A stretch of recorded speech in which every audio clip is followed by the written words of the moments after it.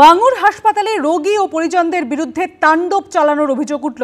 হাসপাতাল কর্তৃপক্ষের দাবি, সম্পূর্ণ স্বাভাবিক থাকা সত্ত্বেও জোর করে এমার্জেন্সি বিভাগে ভর্তি হতে চান এক ব্যক্তি। ওপিডিতে দেখানোর কথা বলার পরই শুরু হয় বচসা। অভিযোগ, জরুরি বিভাগের মেন গেটের কাঁচ ভেঙে দেন ওই রোগী। পরে গলফ গ্রিন থানায় পুলিশ এসে পরিস্থিতি নিয়ন্ত্রণে আনে। এবার উত্তেজনা ছড়ালো এমআর বাঙুর হাসপাতালের এমার্জেন্সি বিভাগে। আমরা যেখানে দাঁড়িয়ে রয়েছি এখানেই কিন্তু আজ সকালবেলা যে ঘটনা ঘটে, শেখ গোড়া নামে এক ব্যক্তি, তিনি এমার্জেন্সিতে আসেন চিকিৎসা করানোর জন্য, যে তিনি শারীরিকভাবে অসুস্থ বোধ করছেন এবং তার পরবর্তী ক্ষেত্রে চিকিৎসকেরা দেখেন যে তিনি কিন্তু এমার্জেন্সিতে তার চিকিৎসার প্রয়োজন নেই, তাকে ওপিডিতে পাঠানোর জন্য চিকিৎসকরা পরামর্শ দেন। এরপরে একটা উত্তেজনার পরিস্থিতি হয় এমার্জেন্সির ভিতরে।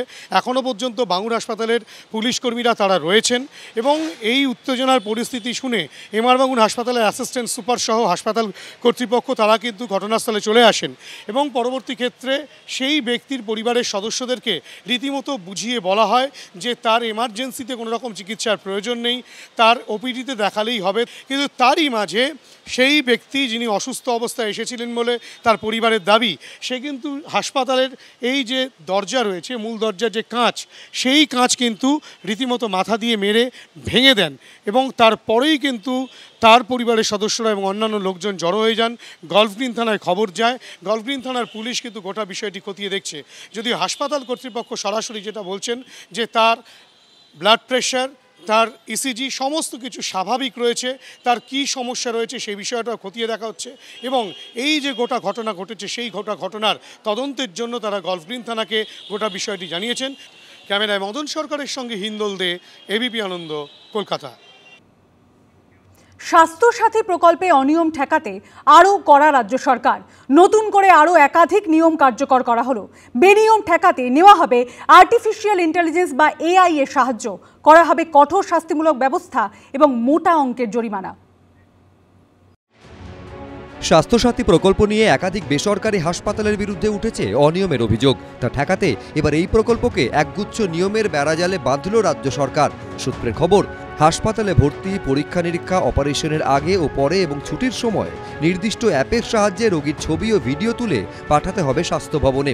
স্বাস্থ্যসাথী কার্ডে রোগী ভর্তি হলেই বেসরকারি হাসপাতালকে সেই তথ্য সঙ্গে সঙ্গে ছবিসহ পাঠাতে হবে সরকারকে। প্রতিটি ধাপে রোগী প্রকৃতই হাসপাতালে আছেন কিনা তা নিশ্চিত করতে নির্দিষ্ট সার্ভারে পাঠাতে হবে রোগীর জিপিএস লোকেশন। ছবি, ভিডিও, জিপিএস লোকেশন একবার পাঠানো হয়ে গেলে তা আর এডিট করা যাবে না।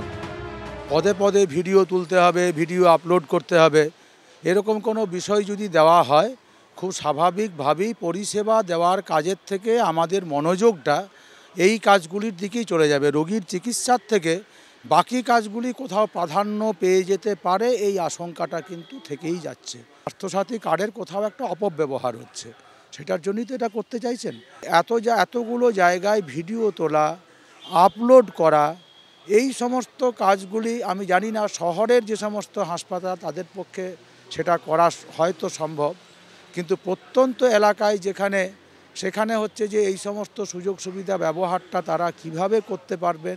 মানুষের স্বাস্থ্য পাবার যে অধিকার, সেই স্কোপটাকে কিন্তু প্রথম খর্ব করলো কিন্তু স্বাস্থ্যসাথী এনে। আর এই স্বাস্থ্যসাথী আনা মানেই হচ্ছে, আমরা প্রথমেই বলেছিলাম যে দুর্নীতিকে ইনভাইট করা। কারণ সরকারি কোষাগারের টাকা, সাধারণ মানুষের টাকা সরকার সরাসরি খরচ না করে থার্ড পার্টি টিপিএ কোম্পানিকে দিয়ে খরচ করানো। তার মানে তুমি এমন একটা ব্যবসায়িক সংস্থাকে তুমি ইনভলভ করছো যে দুর্নীতি করবে। এখন সরকার বলছে যে এগুলোকে মোকাবিলা করার জন্য অমুক ছবি তুলতে হবে, ভিডিও তুলতে হবে, অনেক কিছু কায়দা কসরত করতে হবে। যে প্রিমিয়াম দেওয়ার কথা সেটাও মনে হয় সরকার সংকুচিত করবার এটা একটা পরিকল্পনা। অ্যান্ড্রয়েড ফোনে জিপিএস অন করে পরীক্ষা নিরীক্ষা শুরু হওয়া মাত্রই নির্দিষ্ট অ্যাপ চালু করতে হবে। পরীক্ষা শেষ হলে সঙ্গে সঙ্গে জিপিএস অন করে অ্যাপ বন্ধ করতে হবে। যে অ্যাপের মাধ্যমে এই তথ্য পাঠাতে হবে তা হাসপাতালের 50 মিটার ব্যাসার্ধের বাইরে কাজ করবে না। সার্ভারে আপলোড করা ছবি, ভিডিও জাল কিনা তা পরীক্ষা করবে আর্টিফিশিয়াল ইন্টেলিজেন্স।